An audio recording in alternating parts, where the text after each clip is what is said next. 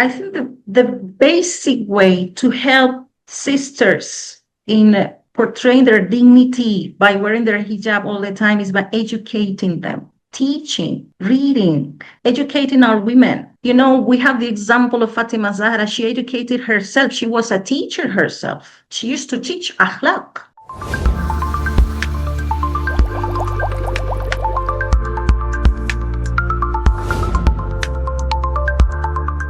Assalamu alaikum wa rahmatullah, Angélica, and thank you so much for joining us today. And it's really an honor to have you for this session.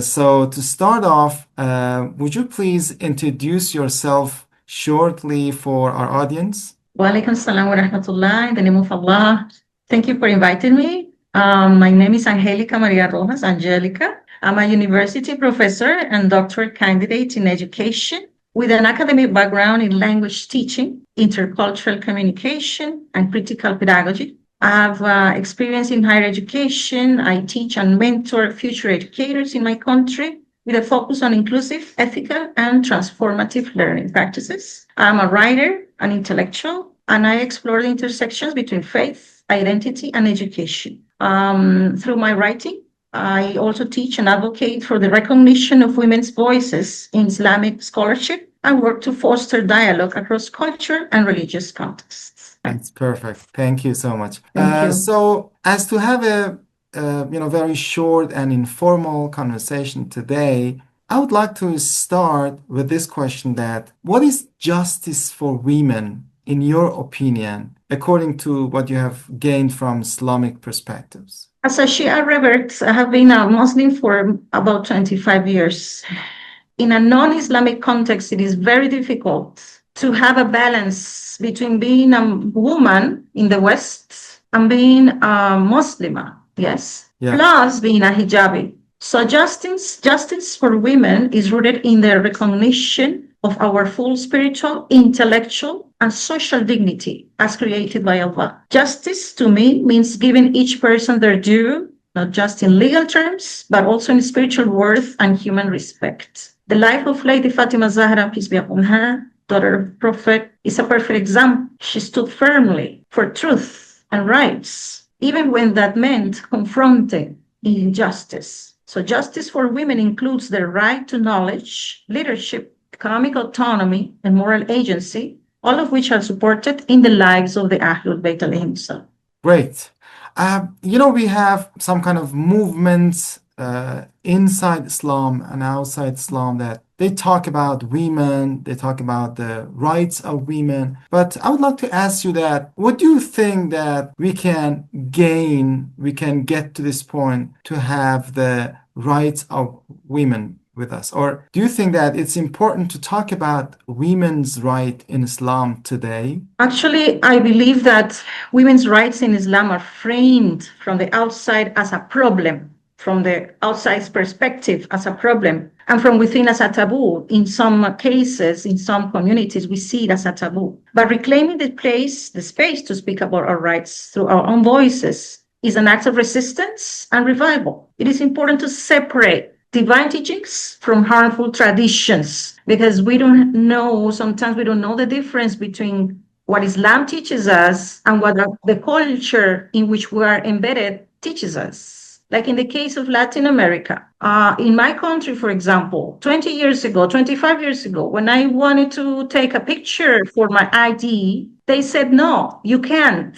You need to remove your headscarf. And I said, why? This is a country where I have the right to wear what I want for a picture. So it was like forcefully done, not only for my ID, but also for my passport. In any place, even to work as a teacher at university levels, it's been challenging for me to address at my students the first day of class. They even feel afraid of me in the first class. When they see me, they freak out because they say, oh, you look so serious. You look so distant. But it's because of my hijab. So they respect who I am because of my hijab. So unfortunately, given the bad propaganda that has been portrayed around Islam, many of us sisters have a lot of trouble confronting people in our contexts. So it is important to talk about it all the time. I speak with my students, I speak with my friends, my colleagues all the time about my rights, about who I am. I remember one day, a few days ago, a friend of mine told me, why don't you take off that thing? You should take it off, remove it, because you're having a lot of trouble to find a job. I said, okay, I can take it off, but should I take off my brain as well? Oh, So it is not a matter of a piece of cloth. It is a matter of who I am, who I have decided to be thanks to Islam. I always tell my people who are around me, Islam educated me. I was educated by Ahlul Bayt in this era. So it is very important to keep talking about our rights as women. And unfortunately, many sisters don't know their own rights because they don't like to study, they don't like to read. So it is very important to encourage them, to encourage all sisters to know and to acknowledge their rights. yes, exactly.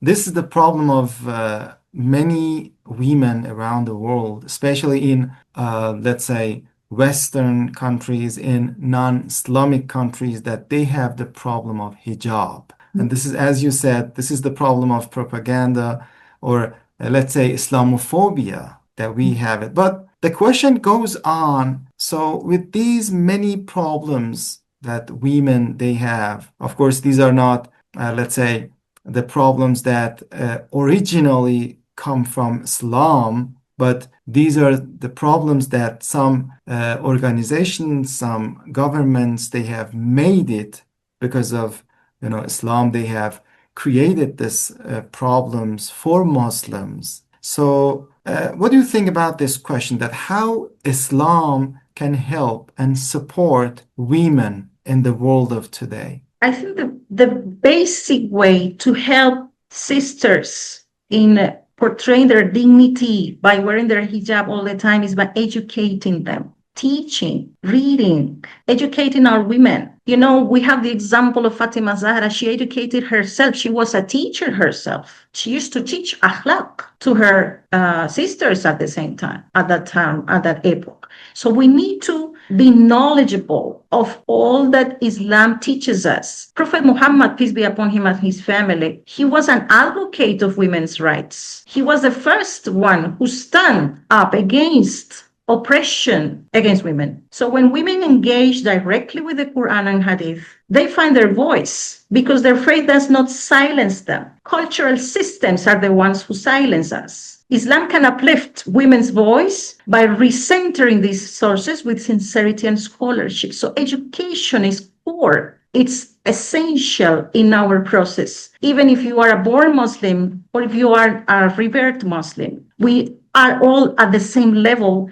and we hold the same responsibility in front of ourselves and in front of Allah. So Islam provides the framework of divine justice and moral clarity that centers the dignity of every human being, not only women, every human being. So for women, this includes the right to speak truth to power and the right to education. We have the example of Sayyida Zainab in Karbala, after Karbala, how she stood up against, in front of the oppressors, and she spoke her heart and she spoke everything she felt about the experience she had in Karbala. So through the Quranic emphasis on reflection, knowledge, and justice, Islam empowers women to live with purpose and voice. So Islam teaches women how to defend themselves and how to acknowledge themselves as women, as human beings, and as parts of a society. We can act in any role that we want. Islam doesn't forbid anything. We can be teachers, we can be administrators, we can be anything we want. And we have seen a lot of examples around the world of sisters who are even pilots wearing hijab. So it is a matter of education, I think, in general terms. Thank you so much, Sister Angelica. That was really great. And it's been truly inspiring to hear your ideas, your opinions about women's rights. And do you have any word to finish the call today? Yes, I would like to say to my sisters in Latin America and all over the world that you guys carry within you the light of faith, the strength of resilience, and the legacy of sacred women who spoke truth and upheld justice with unwavering courage. Never let anyone make you feel that Islam and empowerment are at odds or at opposites. Our tradition is filled with women who led, taught, resisted, and nurtured entire generations. In contexts where being visibly Muslim can mean being misunderstood or marginalized, I remind you, sisters, your voice matters. Your identity is beautiful. Your presence is a form of resistance and a source of inspiration. Hijab is our liberty. Stand firm with knowledge, speak with grace and courage, and never forget that Allah sees you, knows your heart, and honors your struggle. Inshallah, thank you very much, and thank you for this initiative. It is really necessary for sisters to join this type of initiatives. Thank you, and God bless you too, inshallah.